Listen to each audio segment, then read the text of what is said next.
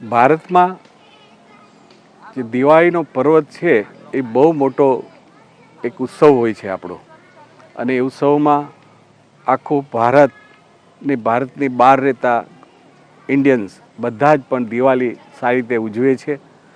દીવા પ્રકાશથી દિવાળી મનાવે છે, ફટાકડા ઉજવે છે, સારા કપડાં પહેરે છે, સારી રીતે દિવાળીને મનાવે છે. અને એવી રીતે જ એનું જીવન સુખમય રહે, નિરોગ્ય રહે, આરોગ્ય રીતે આગળ વધે અને વધારેમાં વધારે આપણો દેશનો નાગરિક સુખી અને સંપત્તિવાન બને એવી મારી શુભેચ્છા છે. અમરેલી મુકામે વિદ્યાસભા હોય, અમરેલી કન્યા છાત્રાલય હોય, અગર તો મેડિકલ કોલેજ હોય, આ બધા કાર્ય કરવાનો હેતુ મારો એટલો જ છે કે અમરેલી જિલ્લો પછાત કહીએ તો પછાત કહી શકીએ, અને ખેતી આધારિત જીવતો જિલ્લો કહીએ તો કહી શકાય. ત્યાં મેજર લોકોની આવક લિમિટેડ છે, અને એના બાળકો સારી રીતે ભણી શકે, એને સારું આરોગ્ય મળી શકે માટે હોસ્પિટલનું નિર્માણ કરવામાં આવ્યું છે, અને એના બાળકો સારી રીતે ભણી શકે માટે બોયઝ અને ગર્લ્સ બંને ટાઈપની સ્કૂલો બનાવવામાં આવી છે. આ કામ પ્રભુએ મારા હાથથી કરાવ્યું છે.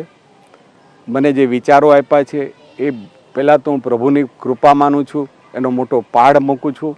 અને મારું વતન છે અમરેલી, મારું જન્મસ્થળ અમરેલી છે, અને અમરેલીની જનતાએ જે મને આ કાર્યમાં જે સહયોગ આપ્યો છે અને જે સપોર્ટ આપ્યો છે અને મારા પર જે વિશ્વાસ મૂક્યો છે એનો પણ હું આભાર માનું છું.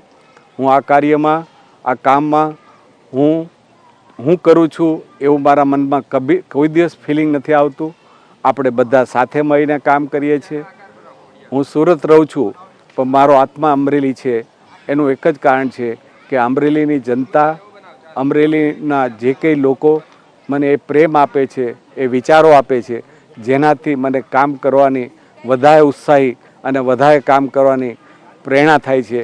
અને આવો પ્રેમ બધાને મળતો રહે, અને બધાને સારી રીતે જીવી શકે, સારી રીતે રહી શકે અને સારું કામ કરી શકે એવી શક્તિ મળે, પ્રભુને પ્રાર્થના કરું છું.